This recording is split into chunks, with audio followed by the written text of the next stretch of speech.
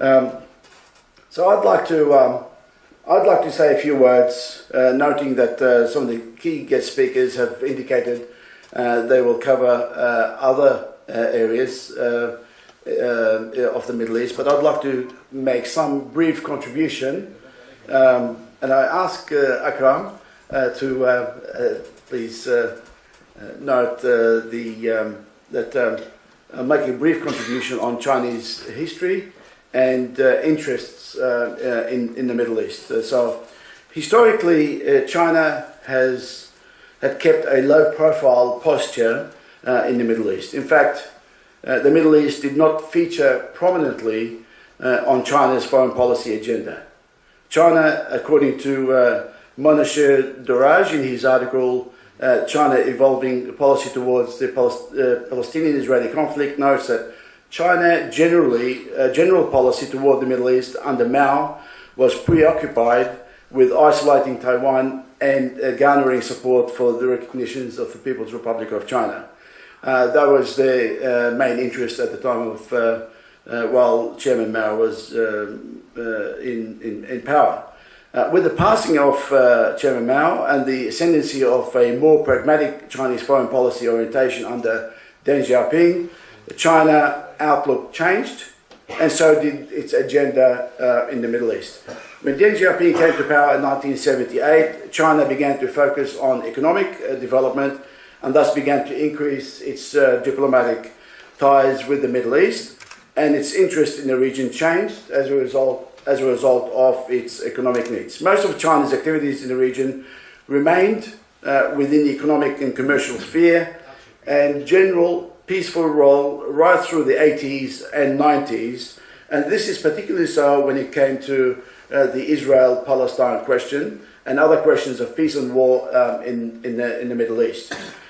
With its growing need for energy, China expanded its political role in the Middle East, and as a result, there were a number of visitations to the Middle East, and in 2004, China increased its outreach during President Hu Jintao's visit to the region, establishing China-Asia Arab Cooperation Forum.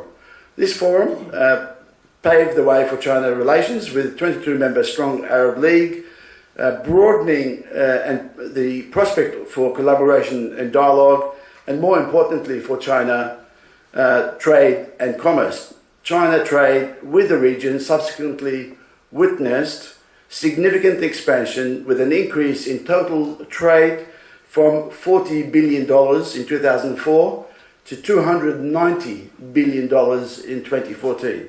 So in a decade,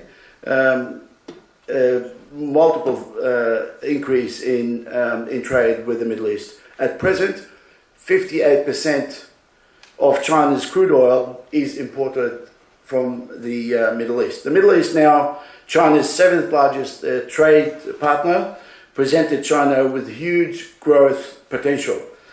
Michael Singh, China's Middle East argues that China's demand for imported oil is projected to grow from 6 million barrels per day to 13 million barrels per day by 2035.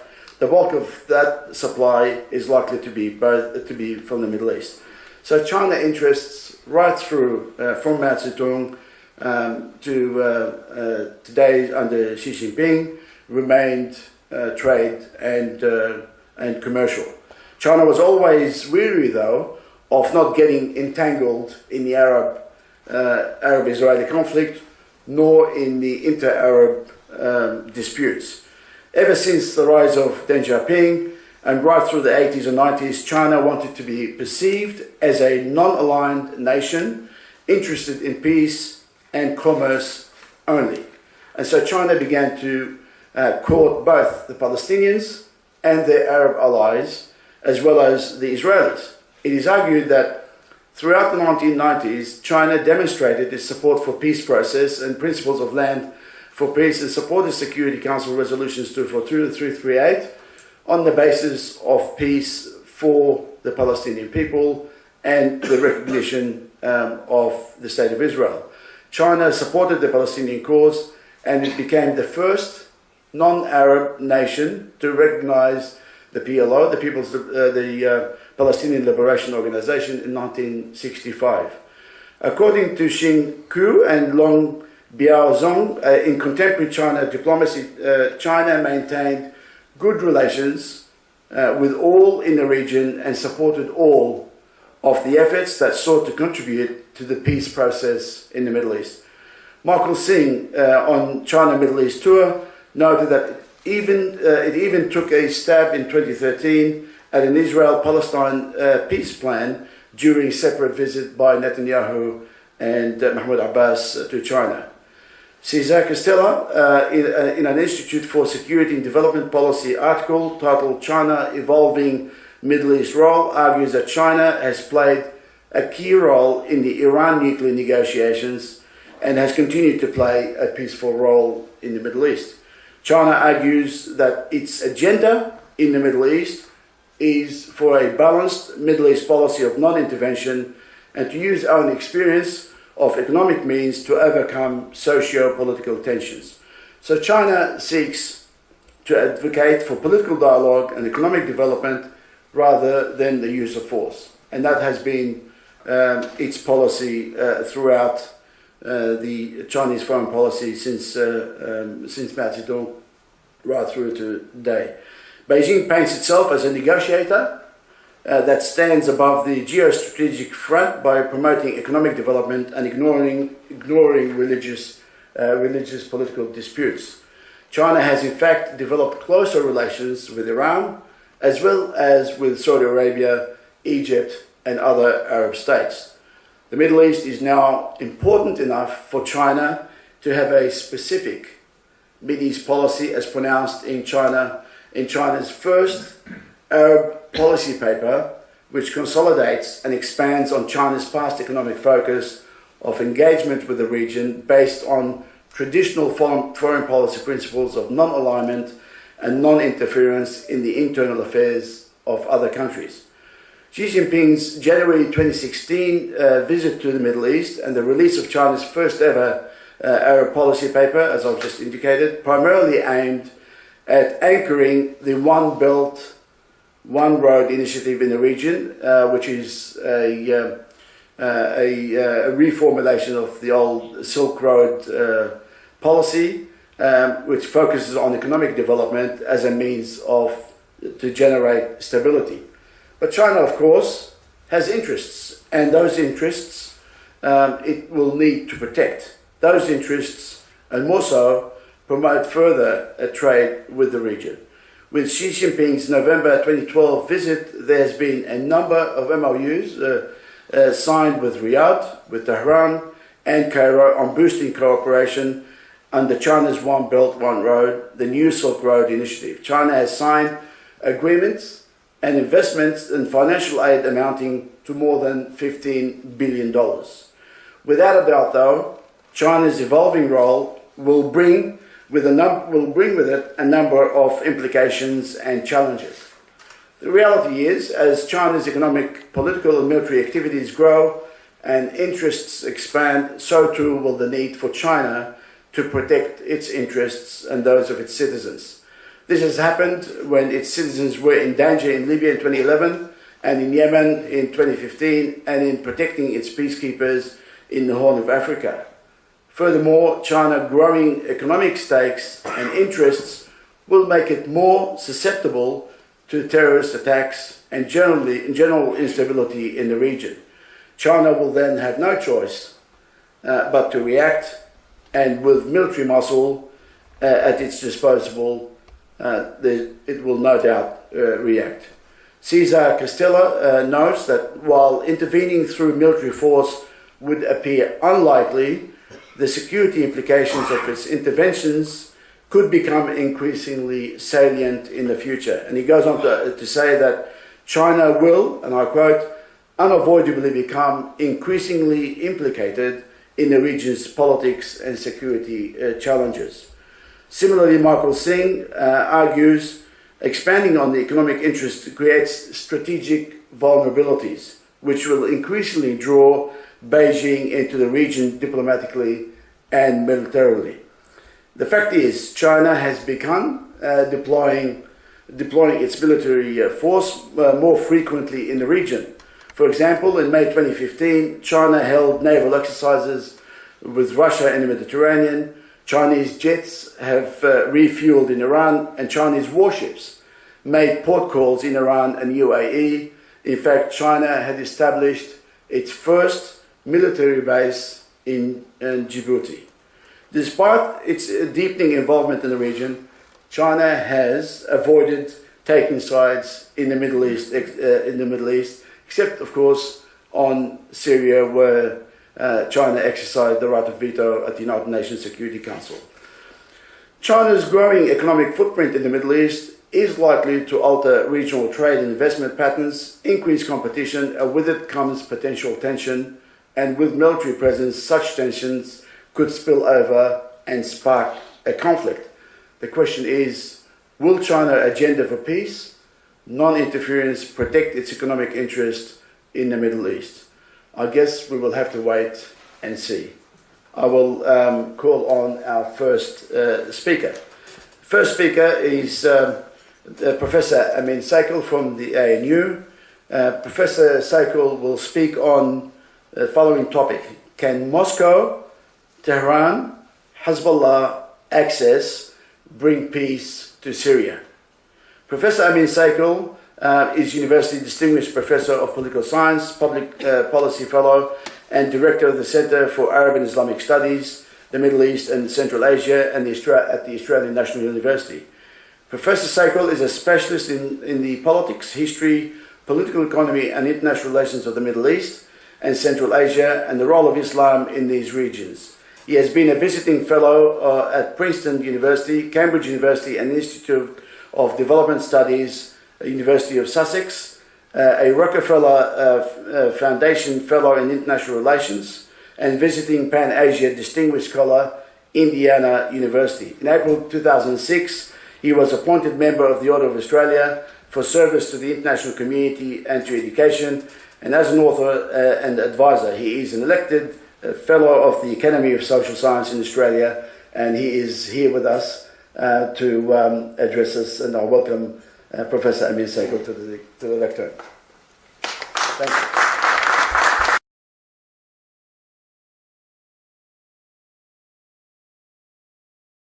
And good morning, ladies and gentlemen. I'm very thankful to the Honourable Shaukat Musulman for organizing this forum. As Shaukat mentioned, my brief this morning is to pose the question: can Moscow, Tehran, Hezbollah axis bring peace to Syria? The Russian-Iranian Hezbollah axis, which is sort of a de facto alliance that is taking place at the moment, has been able to save the Assad regime, and it has done so with China's political support and some material assistance to Iran and through it to the Assad regime. However, they are unlikely to be able to bring an end or to create enduring national unity and bring peace to Syria. This is for several important reasons. The first reason is that Russia and Iran have different objectives that might mitigate against their common interests in Syria. Russia has entered the Syrian conflict with heavy military footprint since 2015 in order to assert its position as a powerful player in world affairs, and also to demonstrate a willingness to use force for this purpose. It has reaped the benefit of having secured military bases in Syria and access to the Mediterranean, and therefore a strategic foothold in the Middle East, which it had lacked since the disintegration of the heydays of the Soviet Union as a superpower. As such, Russia has scored a bargaining chip in the conduct of its relations with the West. Yet Russia has neither an agenda nor the necessary capacity to engage in post-conflict nation building in Syria. The Western sanctions, the oligarchical mode of change and development, with a high priority on defense, the Russian economy is weak and financial capacity limited to enable Moscow to pump in billions of dollars into reconstruction of Syria, and for that matter, a very devastated Syria. The rebuilding of Syria is a prerequisite for the restoration of national unity, stability, and order in that country. Russia's de facto alliance with Iran in Syria has been more tactical than strategic for two important reasons. One is the historical distrust between the two countries. Iran and Russia have not really seen eye to eye on many issues in historical terms. Another is Moscow's interest in maintaining good relations with Iran's regional adversaries, Israel and Saudi Arabia, and some of Saudi Arabia's allies within the Gulf Cooperation Council in particular. Moscow has constantly assured Israel that Russia's presence and operations in Syria have been conducted with full support for Israel's security. Similarly, Russia has boosted its lucrative cooperation with Saudi Arabia and its GCC partners, the United Arab Emirates in particular. And this cooperation has been quite prominent, particularly in the area of oil pricing and oil production, and as well as overall economic and trade ties. Beyond this, Moscow is keen to improve relations with Washington, which can bring it more kudos than what it can harvest from its ties with Tehran. President Trump would have sounded out President Putin about Iran and their recent Helsinki summit, and may have reached some understanding on Moscow's position in the event of a US-Iranian confrontation. As for the Islamic Republic of Iran, its relations with the Assad regime is anchored in a long-standing strategic partnership. Syria is a significant component of the regional security architecture that Tehran has built in the region. The Assad regime is not only a critical conduit for Iran's relations with its protege force, that is Hezbollah in Lebanon, but also a barrier to Israel, which is alarmed by the presence of Iranian forces in Syria. This, together with Iran's influence in Iraq, especially through Iranian-backed Shia militias, and close ties with certain segments of the 20% Shia population of Afghanistan, has enabled Tehran to construct an Iran-led Shia strategic crescent stretching from Afghanistan to Lebanon.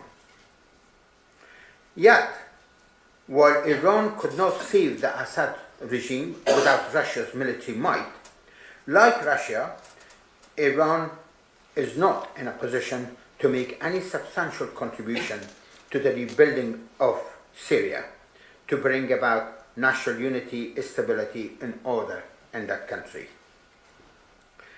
Iran faces profound domestic and foreign policy challenges, with a very shattered economy and restless population.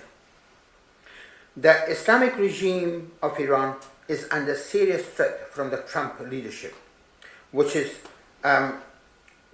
cancelled America's participation in the multilateral nuclear agreement, or what's formally called the joint the GCPO, which was concluded in July 2015. And the Trump administration has reimposed sanctions. The first round of American sanctions came into effect on 7th of August this year, and it is due to be compounded and expanded at maximum level in November of 2018, with possibly devastating impact on the Iranian economy. The goal of the Trump administration is to cripple the beleaguered Iranian economy, cause popular uprisings, and bring about regime change, or alternatively to bring the Iranian regime to its knees to negotiate a new nuclear deal based on demolishing Iran's nuclear program, uprooting its missile industry, and folding back Iran's regional influence. In other words, the overall objective of the Trump administration is to reduce the Iranian regime and Iran into an insignificant player at regional and international levels. Of course, the way I see it, this is unlikely to materialize because the Iranian regime is well entrenched, and it has the ability to find ways to circumvent the sanctions to the extent that it's been able to do in the past, and also forcefully deal with any serious internal challenges. But it would be the Iranian society that would suffer most as a result of the imposition of the American sanctions. Even so, the Iranian regime will have diminished resources to maintain its expenditure in Syria, which has amounted to an average of $5 to $6 billion a year since the outbreak of the Syrian crisis in 2011, and also to be able to fund Hezbollah in the tune of a couple of $1 million a year. Thus, Tehran cannot be expected to be a major participant in Syria's rebuilding. Regarding Hezbollah, its involvement in Syria has been very much at the behest of Iran. Russia has not found it in its interest to be too closely identified with Hezbollah, which is designated as a terrorist organization by the Gulf Arab states, Israel, and the United States. Whilst Hezbollah may continue to back Iran in its efforts in support of the Assad regime, its involvement would be unproportionate to the constraints under which Iran will be functioning. Let me conclude. I see little chance of the Moscow-Tehran-Hezbollah axis bringing stability and peace to the socially divided, politically and territorially balkanized, economically impoverished, physically destroyed, humanly tormented, and depopulated, and regionally internationally isolated Syria. Unless there is a grand bargain between Moscow and Washington that could involve the rebuilding of Syria with Western assistance at the cost of Iran and Hezbollah. However, such a grand bargain does not seem to be on the cards at this stage. Hence, the continuation of the tragedy in the mass that is Syria. Thank you very much. Now I'd like the opportunity to welcome our next guest speaker. It's Dr. Tim Anderson. Dr. Tim Anderson from Sydney University will speak on the strategic endgame in the Middle East. Dr. Tim Anderson has degrees in economics, international politics, and a doctorate on the political economy of economic liberalisation in Australia. He researches independent development, rights in development, and regional integration in the Asia Pacific, Latin America, and the Middle East. He has published more than 60 articles and chapters in a wide range of academic journals and books, as well as many essays in online journals. His last two books were Land Land and Livelihoods in Papua New Guinea in 2015, and The Dirty War on Syria in 2016. Now published in 10 languages, English, German, Arabic, Swedish, Bosnian, Spanish, Farsi, Italian, Greek, and Icelandic, and of course in English. Please join me in welcoming Dr. Tim Anderson.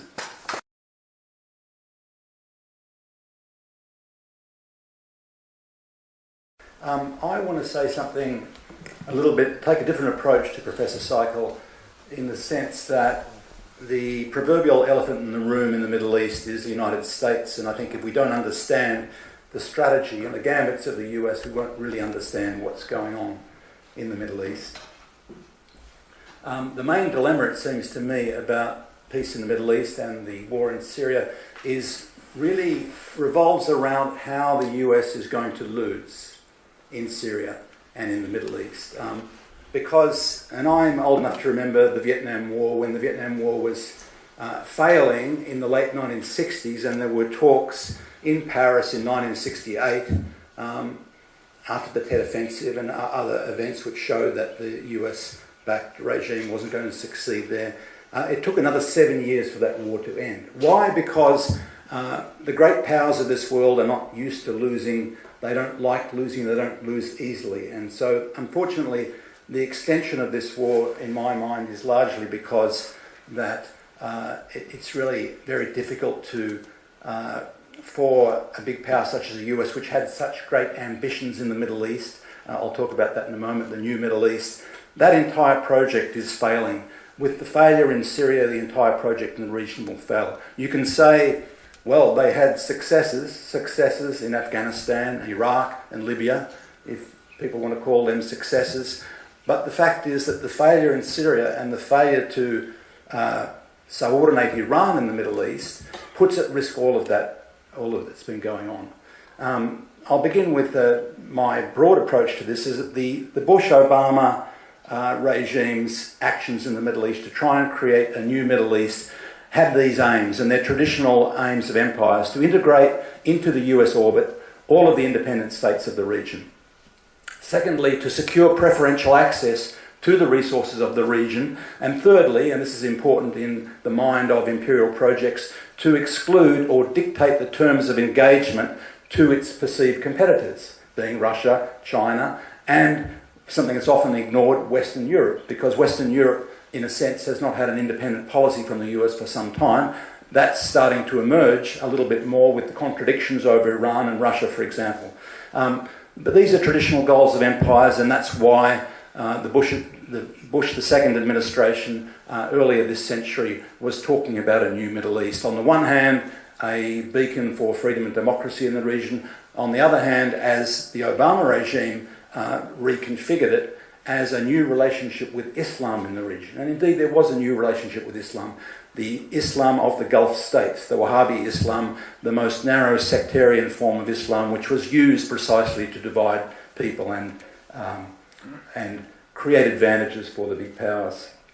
Now, how do we know all this? Why am I asserting all these sorts of things? I wrote a book, as Honourable Sharket said, The Dirty War on Syria, which documented a couple of years ago the trajectory of that project, particularly in relation to Syria and the misinformation about Syria. But because the climate in this country has largely been to disqualify the media of Syria when it comes to Syria, to not even talk about Syria as though it exists as a state, for example, to ignore the Iraqi media, to ignore the Lebanese media, to ignore the Iranian media, to disqualify the Russian media, it of course, is a project which largely focuses people on relying on their traditional sources of information from US in particular, and Britain to a degree. The advantage we have after this very, very long war, remember the war in Syria has been going on longer than the Second World War now, a very extended conflict, which it's very clear that Syria and its allies are winning now. The advantage we have is we have a lot of admissions from those involved in orchestrating the war on Syria that tell us most of the key points about it. And I'm going to show you a little video, a 5-minute video, if the technology will work for me, to make these key points. So you don't have to believe me, you don't have to believe sources from the Middle East.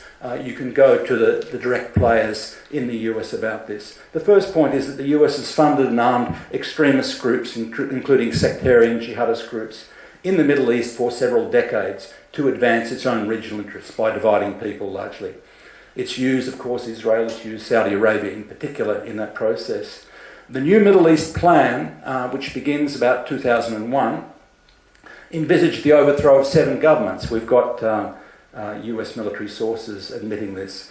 The Obama regime, which took over from Bush after the invasions of Afghanistan and Iraq, took over this project with, as he said in Cairo in 2009, a new relationship with Islam, and sometimes they say with Sunni Islam, but what they really mean is the Gulf monarchies and their version of Wahhabist Islam, which is a very minor fraction in terms of religious beliefs, but a very important fraction in terms of the oil wealth and the arms behind it. The other element of the Obama administration's approach was to use something they called smart power, to move away from the invasion politics of a la Iraq and Afghanistan to a form of comprehensive engagement where others would fund these wars and others would fight these wars. That is to say, the proxy armies that we've seen recently destroyed in Iraq and destroyed in Syria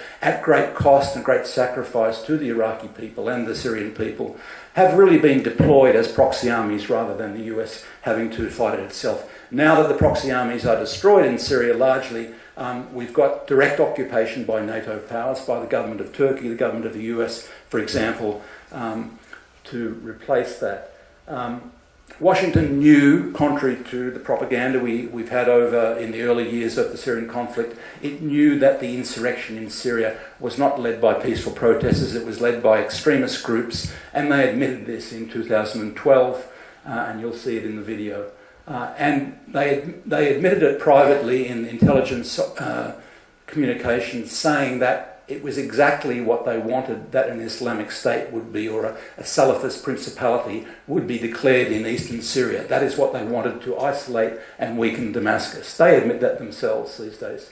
Several US leaders admitted in 2014, the Vice President Joe Biden, the head of the armed forces, Martin Dempsey, that their close Arab allies had funded and armed all of the jihadist groups, including ISIS, Daesh.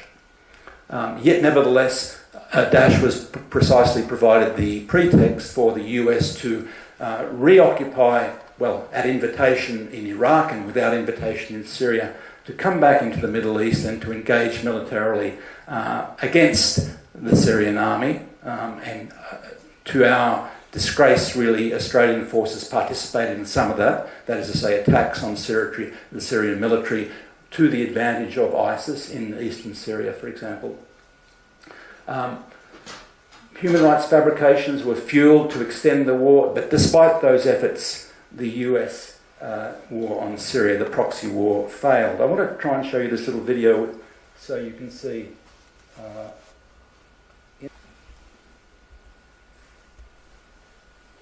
I mean, let's remember here, the people we are fighting today, we funded 20 years ago. Let's deal with the ISI and the Pakistani military, and let's go recruit these mujahideen, and let's get some to come from Saudi Arabia and other places, importing their Wahhabi brand of Islam, so that we can go beat the Soviet Union. We've made the decision we're going to war with Iraq. This was on or about the 20th of September. So I came back to see him a few weeks later, and by that time we were bombing in Afghanistan. I said, "Are we still going to war with Iraq?" And he said, "Oh, it's worse than that." He said, he reached over on his desk, he picked up a piece of paper, he said, I just got this down from upstairs, meaning the Secretary of Defense's office today, and he said, "This is a memo that describes how we're going to take out 7 countries in 5 years, starting with Iraq and then Syria, Lebanon, Libya, Somalia, Sudan, and finishing off Iran."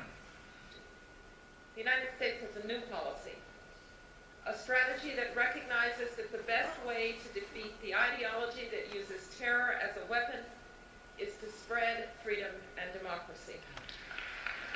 We measure our success in the democratic revolutions that have vibrant revolutions of rose and orange and purple and tulip and cedar. The destiny of the Middle East is bound up in this global expansion of freedom. The days of thinking that this region was somehow immune to democracy are over.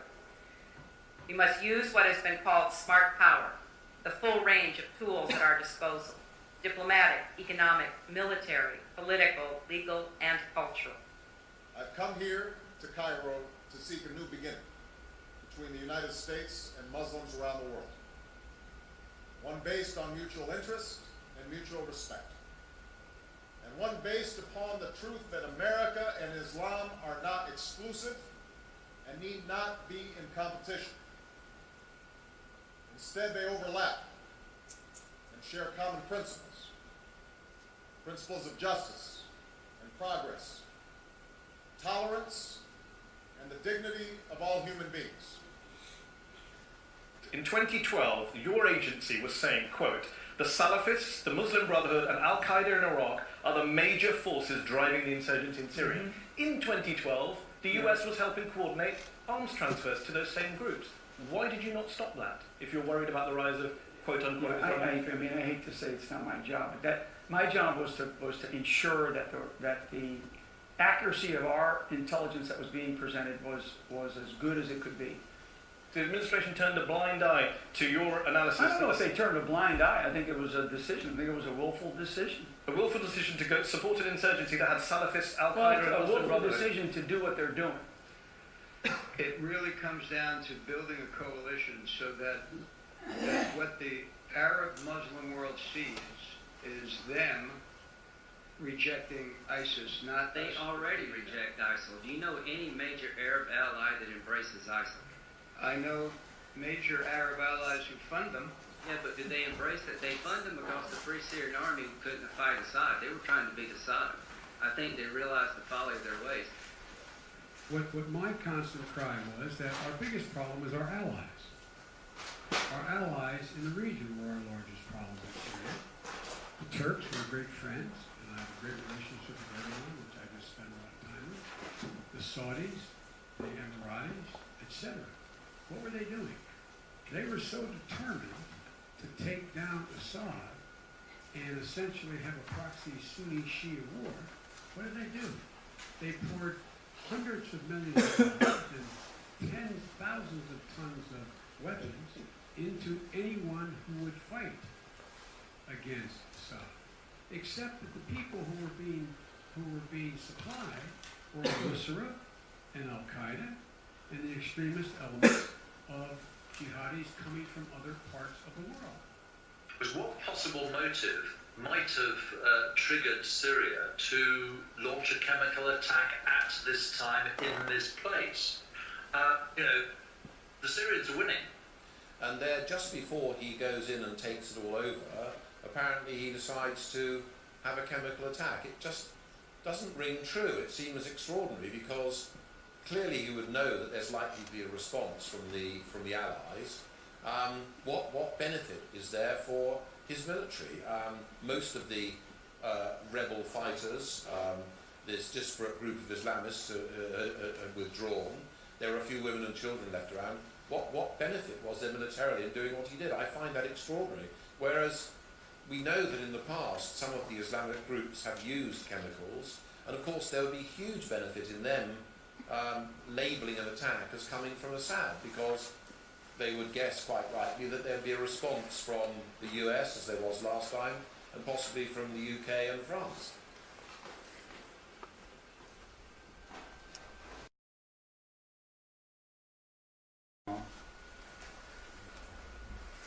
Which the great power is involved in all of them. The Palestine, the ethnic cleansing of Palestine, for example, is really made possible because of the enormous subsidies and support from the US and the UK and some other Western powers to Israel.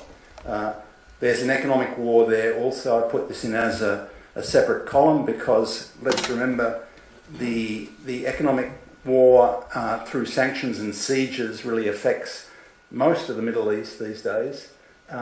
Yet the counter movement is that Palestine's legitimacy has been increasing.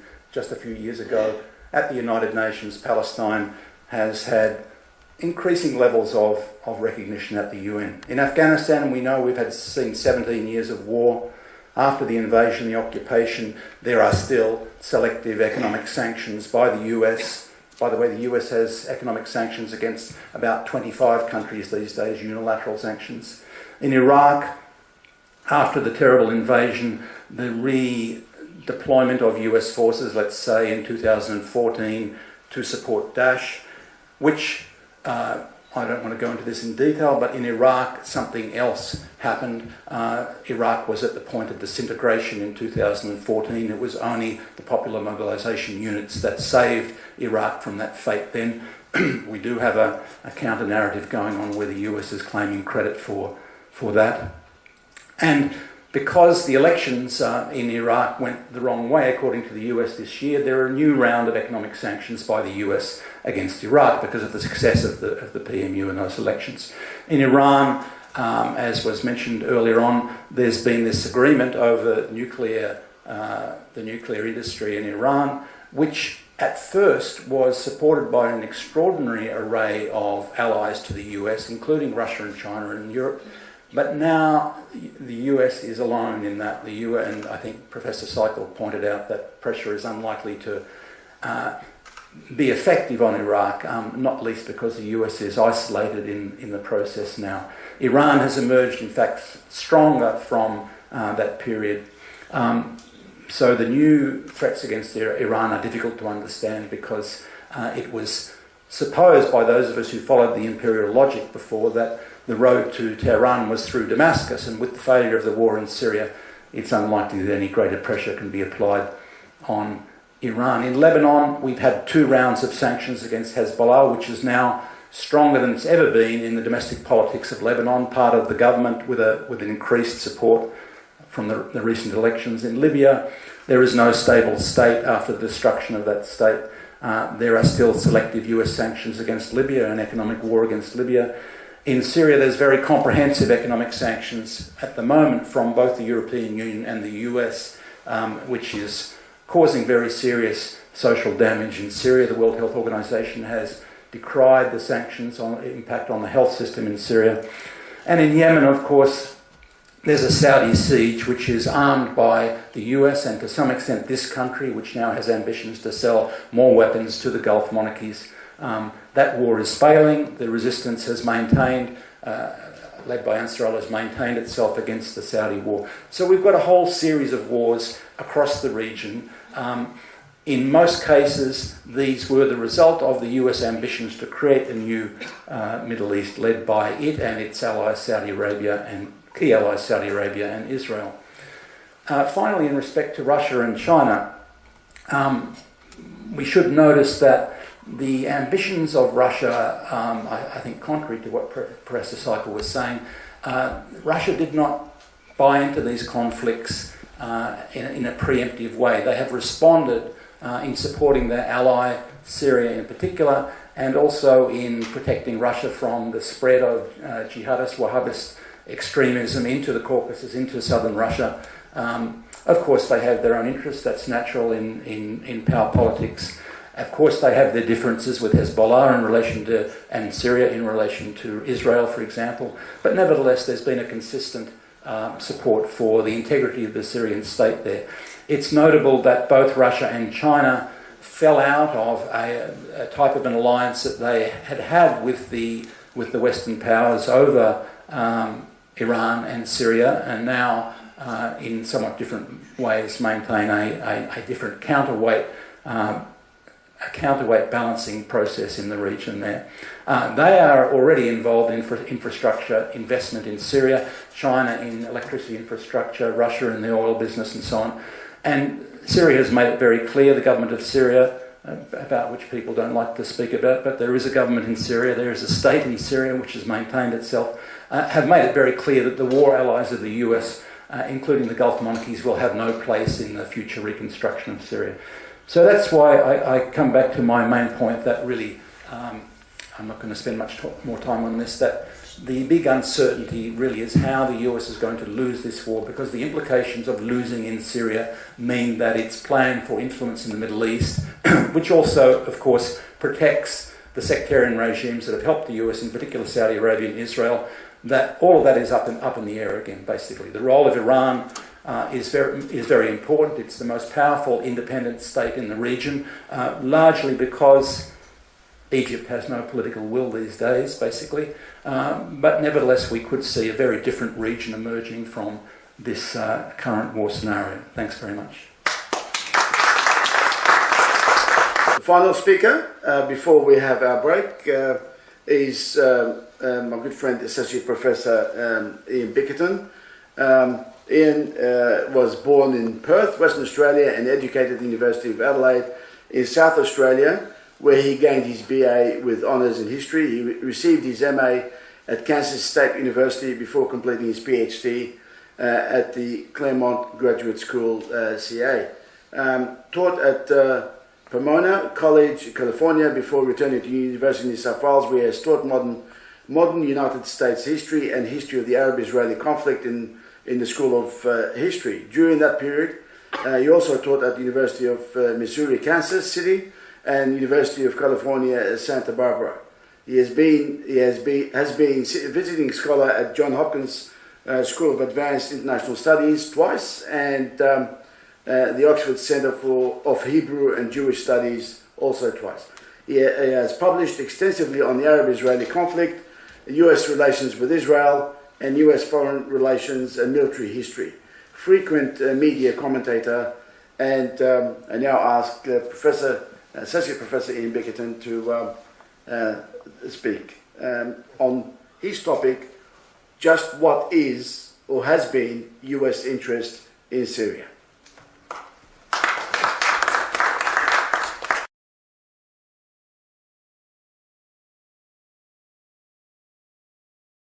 Well, thank you very much, Honourable Chouquet, for that introduction and for inviting me to speak here, and thank you for coming. As Chouquet has said, I'm a US historian essentially, and I'm also an outsider to this field. I do not speak Arabic or Hebrew, and the last time I visited the area I was in Lebanon, Syria, Jordan, Israel, and I spent a couple of days in the Gaza Strip. And I must say before we begin that when I was in Syria in late 2010, I had no sense whatsoever that there was about to be an uprising. But what I was aware of, a number of things that we don't talk about, what I was aware of is that Syria is less than the size of Victoria and had roughly the population of Australia. So Australia is fitting into Victoria, and 2/3 of Syria is a bit like northern South Australia, total desert. And there had been, for 4 years prior to 2010, one of the greatest droughts Syria had ever seen. 85% of their livestock had been lost, 75% of the farmers had left their land and had gone into the cities. There was rife unemployment in most of the cities to the west of Syria. And Syria had already experienced a large increase in population from the Iraq War, and it had refugees, of course, from Palestine. I went as an independent traveller, but with a student, a former student of mine who had worked with UNRWA, that organisation which the Israelis are now seeking to dismantle because they're inefficient and not cost effective, according to Israeli sources, despite the fact that many Australians are senior administrators in that organisation and do a great deal. And I went to the home and spoke to many Palestinians, both in the refugee camps and who had employment in Syria. So Syria was a nation that was under extreme stress in late 2010. But it was also a nation that I recognised was in no way likely to create a situation of a conflict with Israel. There was too much infrastructure at stake. Assad had modernised the state to the extent that he could, and there was no way in the world. And his response to the protests at his inability to feed his people in April of 2011 was a mistake. It was clearly a mistake, but again, it was a mistake based on the decision his father had made in 1981, and that was to meet opposition and resistance with severe force. And what began as a protest of hunger and landlessness soon morphed into the civil war that we have been experiencing for the past 7 years. And we'll talk about that in a moment. So that's my background to what I'm about to say, but my interest is primarily, in my research is primarily into US policy in the Middle East. And there's one or two things I'd like to begin with. The first is that the conflict itself in Syria is fought on many levels and involves many elements. It's first and foremost, of course, a civil war based on now ethnic divisions as well as economic grievances. But it's also a conflict between Israel and Syria, Lebanon and Syria, Iraq, Iran, Turkey, Russia and the United States, the Gulf states and Syria. So there are internal and external elements to this conflict, and they need to be separated when we think about them. The second thing I want to begin by, in Yemen, of course, and the second thing I want to stress to you that I think is essential in understanding what is going on is that the past is the present in the Middle East. The past is the present. There's nothing that's happening in the Middle East today that hasn't been happening or is based upon events of the past 70 years. And unless it's not as if we don't study history we're bound to repeat it. It's simply a recognition that if we want to know where we're going, we need to know where we've been, and that past is in the minds and the souls and the hearts of present-day citizens and participants in the Middle East, as it is in all of us, except that we don't seem to care so much. Now, the next thing I want to say is that when we think about US policy in relation to the Middle East, or Syria in particular, the media tends to focus on Mr. Trump, Donald Trump.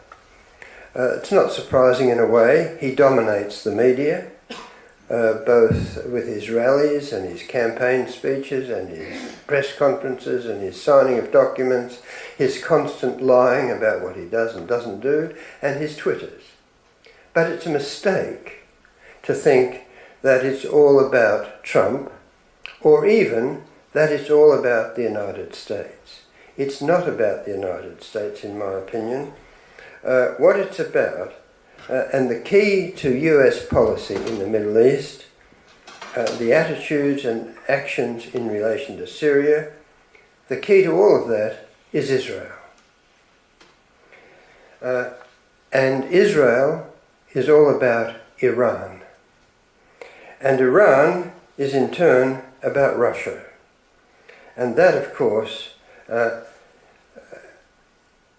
is all about the United States. So you do get back to the United States. But until you see that the US policy in the Middle East is focused primarily upon Israel, we miss the point of what's going on, in my opinion. And, of course, Israel is happy for us to focus on the United States and Syria and Russia because it distracts us from what is happening in the West Bank and the Gaza Strip. And so we have a free hand to behave as we have been behaving. When I say we, I mean Israelis, behaving in the West Bank and in the Gaza Strip. And of course no one cares about the Gaza Strip because we all know Hamas are a terrorist organisation and they deserve everything that they get. And there's a mistake again to think that the more we know, the more we understand.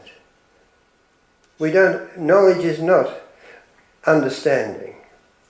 This current conflict between Israel and the Gaza, for example, 150 rockets overnight, and one person, I think, Israeli killed, and 3 Palestinians killed in the barrage and destruction that was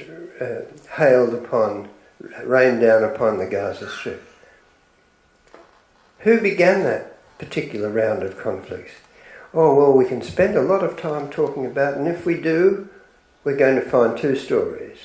The Gazans saying that the Israelis fired upon a group of Palestinian Hamas, a parade ground, where they were just having a parade. The Israelis saying, no, they were snipers shooting at us. We don't get anywhere by doing this. It's who threw the first stone. Once you get into the first stone argument, you've lost. You've lost the argument. And let me get back to Trump and somehow his policies towards Israel are different, say, from those of Obama. Last Wednesday, it may have escaped your attention, the US Senate passed an act into law, a bill giving $38 billion to Israel over the next 10 years. An act which prevents any president from interfering with that grant over the next 10 years. That's $3.8 billion a year for the next 10 years to Israel. That act and that negotiation took place under Obama, not under Trump, under Obama. It also included $650 million for US defense authorization to be devoted to Israel, and the stockpiling of US weapons in Israel. And in fact, we can safely say that Israel, over the past 50 years, has been the largest, received more aid from the United States than any other country in the world. It has the largest cumulative recipient of US foreign aid since World War II. It's given over $134 current billion over that period. And the vast majority of this has been in military aid to a country which is probably the 3rd or 15th, 14th strongest military power in the world, and has never, well, we won't go there. Now, and in the last 7 years, Israel has bombed over 150 locations in Syria that have been both Iranian and Syrian targets, often described as chemical weapons bases. Last Sunday, one of the leading scientists in Syria was assassinated, some claim by ISIS or al-Nusra.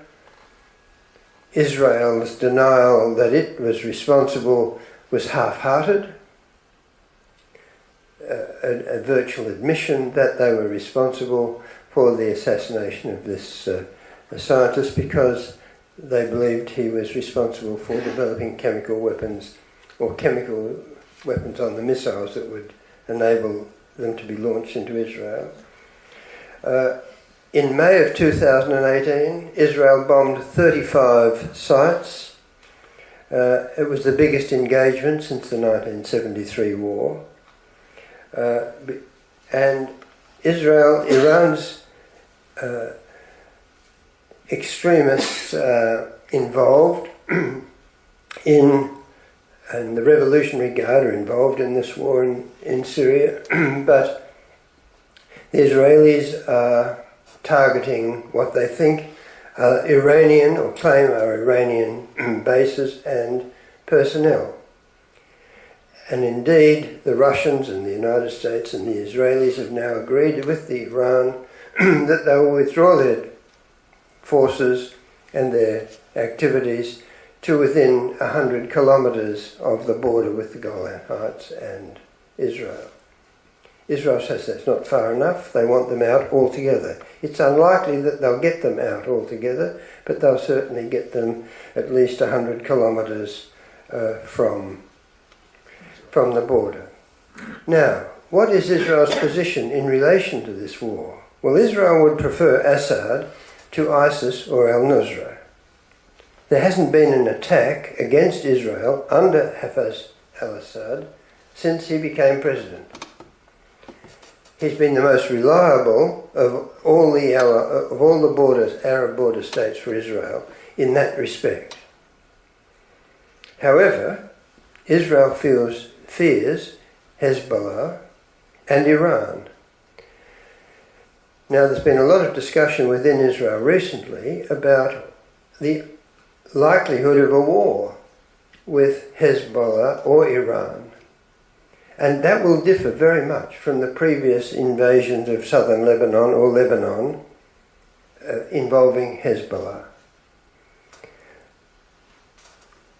The Israelis say that it will be an absolutely devastating war for Lebanon and it will destroy the state.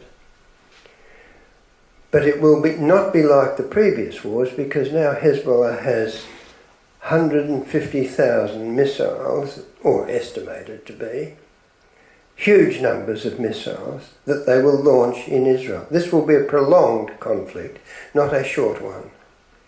And Israel fears that it will suffer such damage that it doesn't want that sort of a war. So I don't believe there will be a war between Hezbollah and Israel, or Iran and Israel for that matter, because Israel, while it believes it will be successful in winning the war, the damage it will experience will be so great that it does not warrant the war, and so on. So some of the recent events that have taken place that reveal the complexity of it, of course, is this assassination last weekend of the scientist in Syria. The Russian military police are now patrolling the Golan Heights to keep the peace there.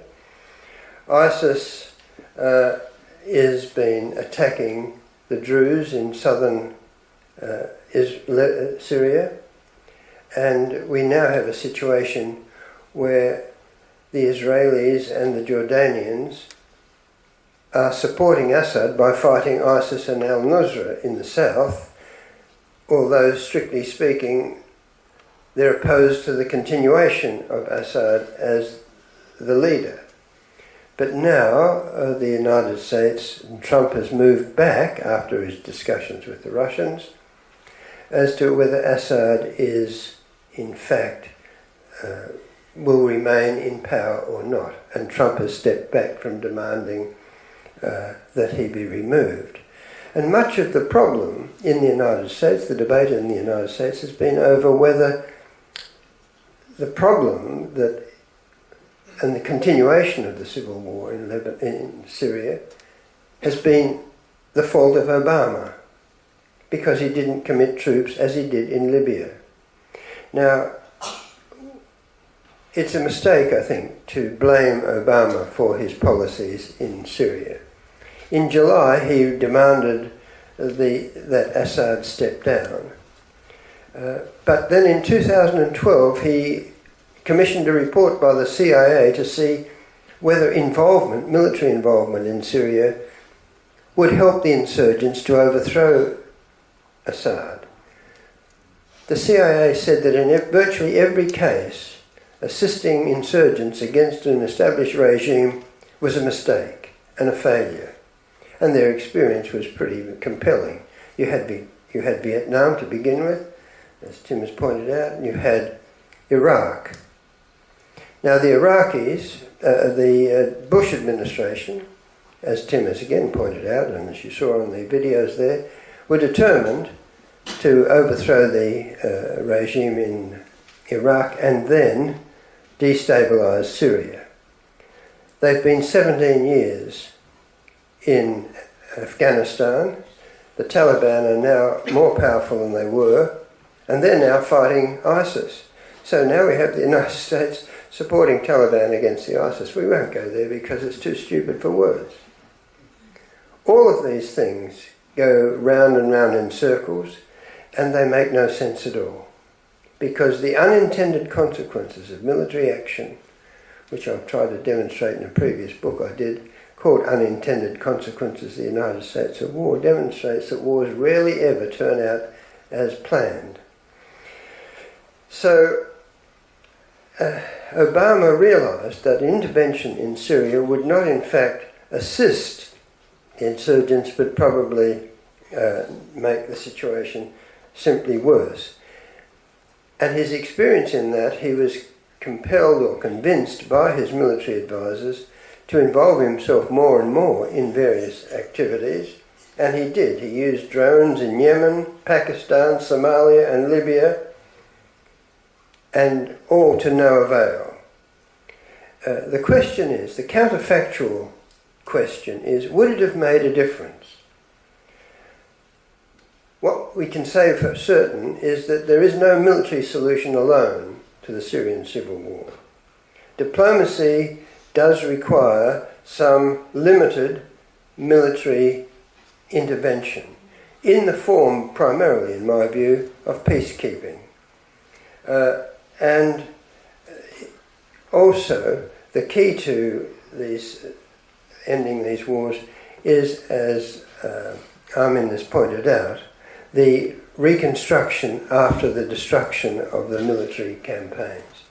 And so that may be what's going on there. Now, I was going to talk to you at some length, but we don't have the time, and I've gotten distracted by other things, about the history of the United States in relation to Syria. We can say that it's not been a happy one. The history in relation to Iran. The United States tends to ignore its role in destabilising Iran from the 1950s on, and the resentment that that still lives in the minds of Iranians today, as does the view that Syrians have about the role of the United States in the Middle East and so on. So these things don't go away just because time passes.